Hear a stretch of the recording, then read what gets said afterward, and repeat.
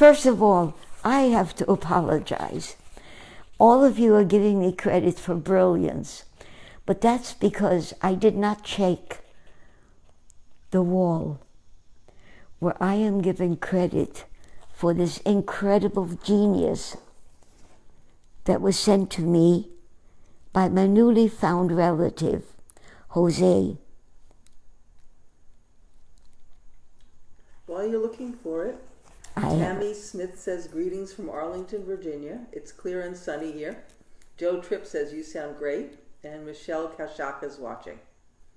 I love it. Okay, let me tell you what happened. Jose Espinoza Bilgray is my newfound relative. Thank you, Mary Lou. Mary Lou I had a message from him, and I didn't know of him. And I wrote to Mary Lou and said, I never answer social media. Please give him my email so that I can communicate with him. And I love him. Here it was. He sent me this wonderful saying about a Dr. Neil deGrasse Tyson, a famous scientist. Mm-hmm. I know his name. What he said was, when I go to people, if someone happens to be a little depressed or their life isn't going as they wanted, I remind them that atoms of your body are traceable to stars that have exploded across the galaxy. And out of that scattered enrichment forms next generations of star systems that have the ingredients that will make planets. And in at least one planet, make human life. And so when you put all this together, you realize it's not that we are here and the universe is there. It's not that we are humans and everything else isn't. It's that we are participants in the great unfolding of cosmic events. No matter what, we always belong. We're all unique, yet we are all interconnected and interdependent.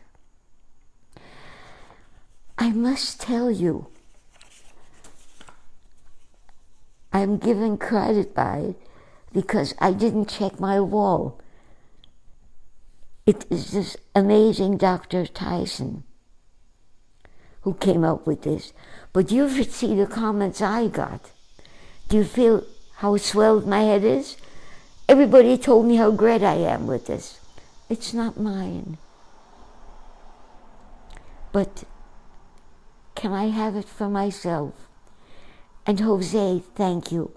Let me tell you, Jose is my newfound relative. I knew his mother a million years ago when she was a little girl. Not a little girl, but a very young woman. And I'm going to have to do something. I'm going to have to write a letter to Mark Zuckerberg because he came up with something that united me into the world, which I didn't know existed, who gave me Jose. And even though I knew Mary Lou before, I didn't know her the way I know her now. I wouldn't know the embroidery she does. I wouldn't share branches of a tree with her. And I wouldn't have gotten to know Jose. Mark, if other people use your genius in the wrong way, that's not your doing. But somebody who gave me the universe, which I couldn't have had otherwise, I thank you with all my heart. Keep on being great. Eileen said Mark, and you're talking about Mark Zuckerberg, who invented Facebook. I want the one who invented Facebook. Mm-hmm. Am I saying it right? Facebook, yes. Let me read your comments. Okay. I read you some. Michelle says, I love you all. Carol Hodkin is watching. Paula Lakshan is watching and says, hi, Hedy. Martha Bilski says, hi, Hedy. Jose Espinoza. That's him. Bill Gray is watching, and you're talking about him. Julie Williams says, hi, Hedy and Joni. Love you both. We love you, Julie. Michelle says, Jesse or one of your family posted that beautiful quote on your page. So it's on your page. Sandy Alsek says, love you, Aunt Hedy. Pat Haas is watching. Susan Goldstone says, hi, hope you're okay. And Eileen says, hi to me. And Ed Weedman says, hi, Eddie Page. So those are your people. Oh, thank you. Let me tell you something first. And this took great thinking on my part. I'm having dental work done. And I have fake teeth which I can put in. But there are sharp edges. And they hurt me. So until I see the dentist again, I decided I've got to put those teeth in so that I look good. And then I thought, no, I am 92 years old. I'm allowed to have fake teeth. But I'm vain. I want to look good. So, thank you, God, for inventing masks. I go everywhere now with the mask, and nobody knows my dentures aren't in. So, forgive me. 10 years ago, I would never have done this. I would have lied and said, I'm not feeling well. I can't be on today. Oh, this is your dentist. Oh. I'm going to say can't answer right now, okay? Call in an hour. I'm saying sorry, I can't talk now. Okay. You see, this is what I have to learn. I had said I cannot come to the dentist unless he explains what we should do. Because when I had lupus over 40 years ago, I went from doctor to doctor to doctor to doctor. And nobody knew what was wrong with me. I was in a wheelchair by then. And Dr. D'Angelo knew because he had worked with incurable illnesses. And he said, do you have nosebleed? And I said, sure, all children had nosebleed when I was a child. He said, no, they don't. And then he said, the rosiness of your cheeks.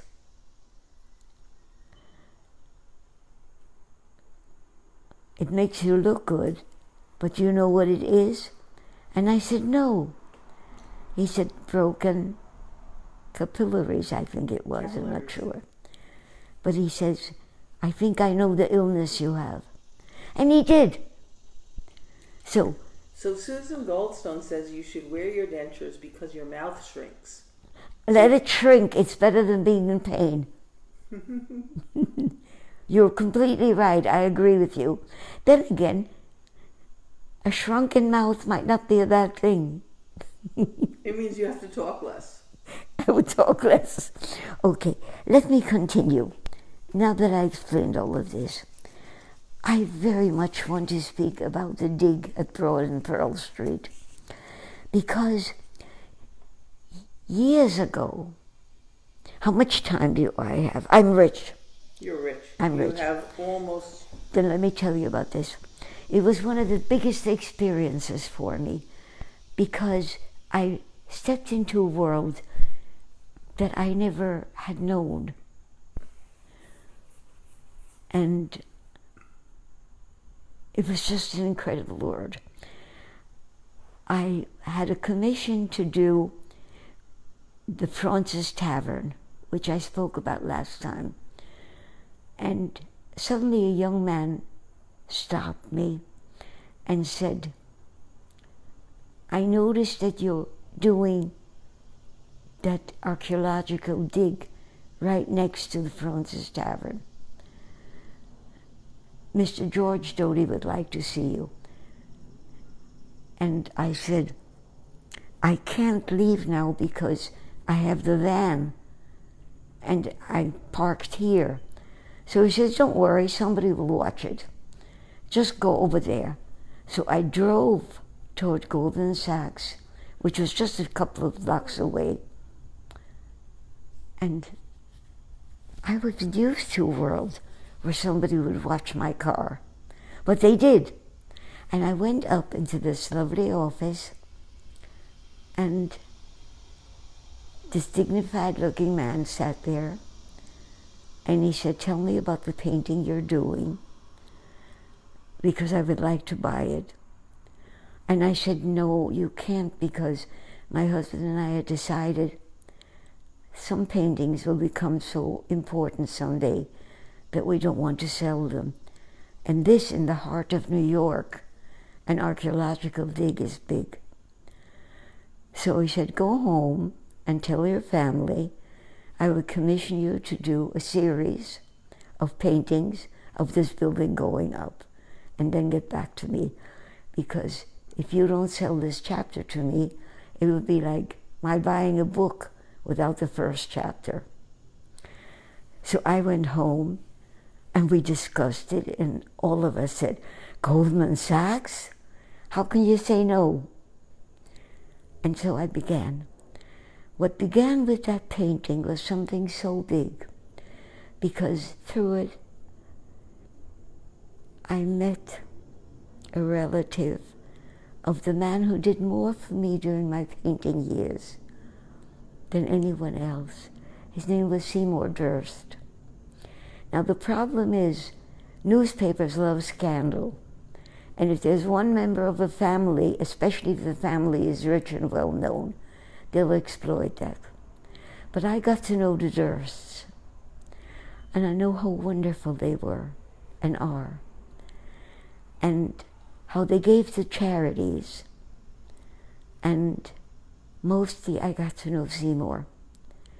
Seymour Durst taught me about buildings in New York.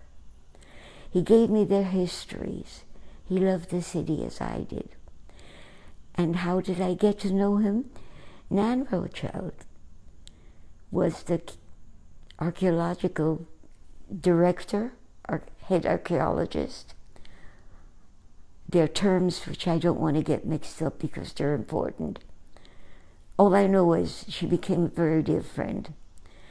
And I said to her once, you know, I read an article in the newspaper about a man who has a library, who loves old buildings, and has a library which explains so much about old New York. And I said, I can't call him. I'm a stranger. But you would get as much out of it, if not more than I do. Why don't you call him? She says, give me his name. I would do it immediately. And I said, his name is Seymour Durst. And she started to laugh. She says, Hedy, he's my uncle. When do you want to see him? Well, Seymour Durst came right down, and he followed me on all the paintings. He taught me about the poor, because he, especially his mother, wrote letters to the New York Times constantly about the plight of the poor. He told me about the one room that somebody lives in. He told me about poverty in New York. And so to me, the Durst family, because they produced Seymour, gave me the city. You can all read the history. It's on the wall. I want to speak about... Do you want me to read the notes before you go on? Okay. Feels like a natural place for it. Yes. You've got about 15 minutes. Good. So Eileen says the mask is fine. And Murray Lou smiled at you, and Bobby Wiener is watching. And Janine Schultz is watching and says, hi, Hedy. And Fran Rosenberg is watching. And Johnny Santana says, hi, Hedy. Blessings. We love you. I love you all. Okay. Now, the painting, which is going to be number 93, all of you know it's going to be about kindness. People, I kept on thinking, how does the world survive the cruelties we do to each other? And I realized it's the individual acts of kindness from individuals that give us the courage to go on. And because of it, I want to tell you why I exist. And this is important. My brother Richie, if you have ever watched this awesome documentary of 3 identical strangers,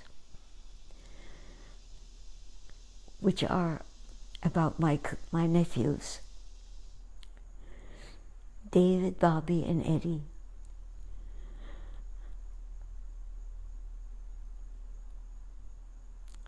My brother, Richie, is mentioned so much in them. Everybody loved him. And I believe, and I told his daughter Sandy and his son David that I'm going to speak about him today, because Richie smiled at everybody. I was very shy. I never smiled at anybody. I kept my head down. Richie didn't. And every morning I would walk to school with him. He was my big brother. He was 2.5 years older. And he smiled. And people loved him. And I followed and reaped the benefits.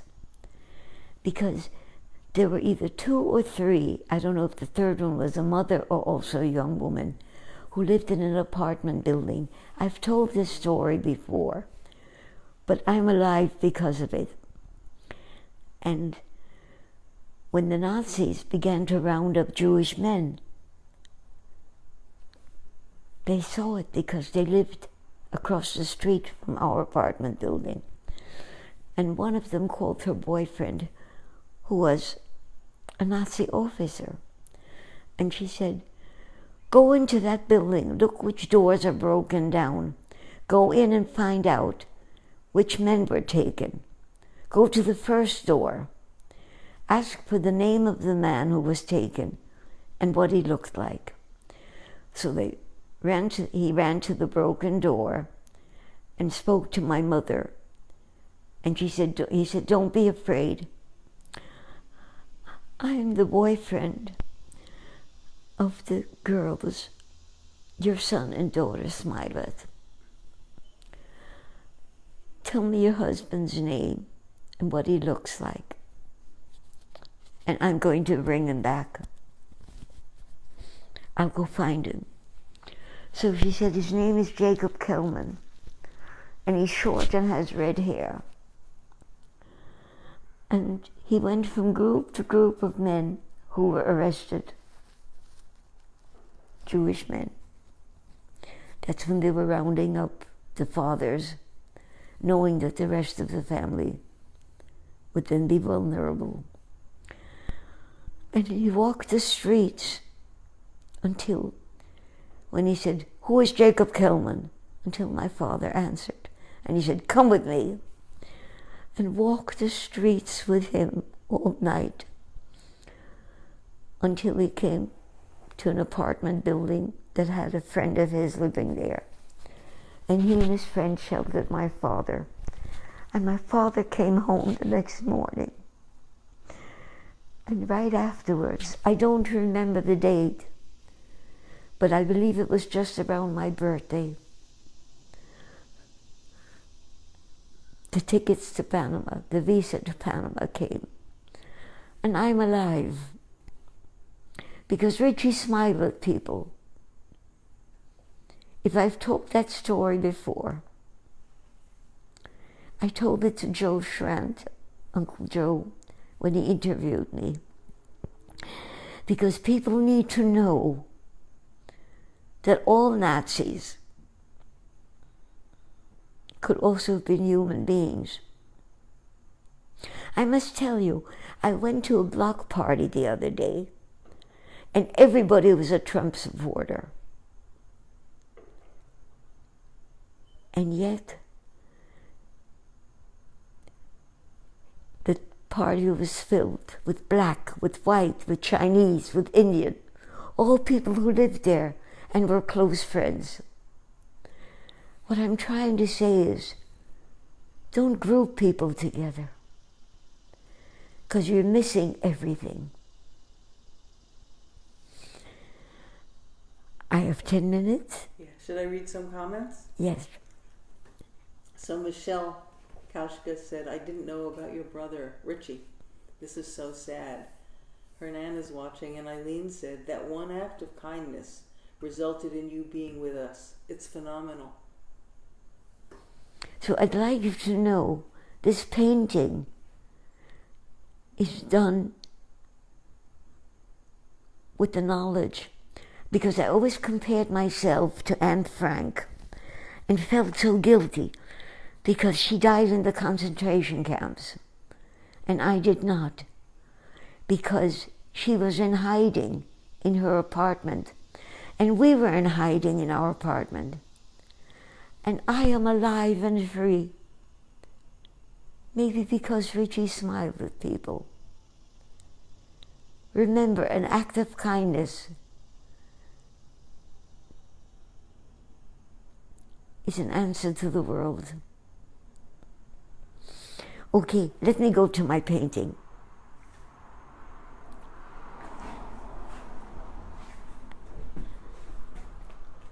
Shall I move the painting sideways? Go to the painting. Just keep sliding. Okay. Okay. Okay. Okay. All of them are only the beginning. It is going to be filled with people. Okay? Let me begin a little bit. This is my friend Dina. Dina came into our gallery years ago to get photos framed. She loved photography and was excellent. But not only that, she became a close friend, and she would always come in with bags of something, bags of fruits or vegetables, whatever. Always came in bearing things.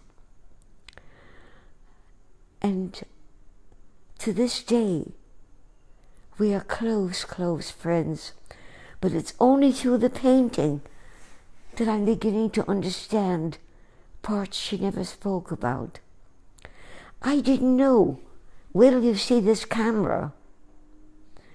It is an amazing thing. I was trying to tell Charlie, who's over there, who's a camera lover, give me time. As this starts growing, you will learn more. All I know is she was a stunt woman. She tried to teach me how to rollerblade, and I was such a coward. I didn't know how brave she was. I just knew I loved her. And wait till I start explaining this machine as the time goes by. These two people are wonderful. They call, okay, I have a walker. It's going to take time to get to everybody, so every week I will tell something. But I have a walker, and getting over curbs is so difficult. And a couple of times a car stopped and a man got out and pulled my wagon up. And there was his wife in the car and we waved at each other. And they knew me, but I didn't know why they knew me. And he said something, everybody knows you, don't worry. I wanted them in the painting, but I didn't know who they were. I just knew they knew me. And I told them to send me photographs of themselves. But when she mentioned through the Teresa Foundation, where we did volunteer work, there were children with disabilities, until she gave me the photograph, I didn't know that the two people in the car who helped me or them, because we've all aged. And he gained weight. So she didn't. So it's going to be slow talking. Okay? You will see them all growing. And this is my friend who came and posed for me. That's Linda, who was sent to me by Hernan. I wanted photographs from Hernan and Christopher, but they sent me, instead of photographs of themselves, they sent me photographs covered with blue towels from the beach. Now, I've asked people to send, this is the difficult part of my life. I'm not doing what I always did, sitting down in the middle of a crowd and painting people as they posed. Now I'm dependent upon cameras. And I hate it, because I know these two so well. So, Hernan has been in another painting. In this painting, I cannot do anybody who's already been in a painting from the front, or I would have to put so many hundreds of people in who I know are kind. So I can't. Just take it for granted, all of you, that everybody I have painted has told me how kind they are. And since I really get to know people when I paint them, I know it's true. Okay? And I have worked with ex-prisoners, one of them a hitman. Okay, so that's going to be them. But all that blue was too much. So I gave them a beach ball. And the beach ball was too much, so I let it be a ring. Okay? As an artist, you can do anything. But that shape is going to be wonderful. Okay. Do I have, how much time? 3 minutes. Okay. Then I won't go up. Yeah, I'll go up here because these will take longer. Joey Lair is, how can I explain him? He looks elegant no matter what he wears. And he is the husband of one of the closest friends I could ever have had. And so he is one also for me. And when it comes to kindness, when Eric, who loved things carved out of wood, had a big totem pole, the only place he could give it to, because nobody had room. But he gave it to Joey because Joey would take care of it. And Joey did. Whenever Eric loved something with wood that he knew would be too big for normal life, he gave it to Joey because he knew Joey would treasure it. Now this is Herbert Neusiedler, who changed Europe for me. Herbert is a long story.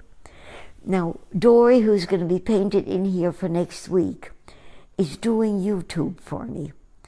And when I speak about Herbert and Vienna, she'll do a YouTube of it. And I will send it to him because he's having a hard time getting this program, as people from Vienna are. But he is a story that I have to tell peacefully. He is somebody who has given to our family. He gave translations of my mother's and father's book. And I have so much to tell. And this is his beautiful little grandchild. So we're running out of time. Should I read the last comment? Yes. So, Sandy Alsek said, beautiful memory of my father, your brother. Love you, Ishmael and Sandy. And Michelle Kaushka says, Joni and Hedy, I love you both so very much. And Eileen Cutler said, I will be thinking of you when I visit Anne Frank's home on Friday in Amsterdam. Yeah. Mary Lou Bilgrade Rodriguez said, I'm speechless. Christopher is watching. And Hernan and Christopher send their love from Martha's Vineyard, from the ferry. Michelle says, people are so kind. Christopher says, I'm so honored to be in this painting. John Terracuso says, as an artist, you can do anything. Yes, you can, Hedy. And Eileen Cutler said, Herbert is so wonderful. And Brendan Fay says, Hedy, a joy to be with you, listening to the stories of the people in your life and heart. I love you all. Thank you. See you next Monday.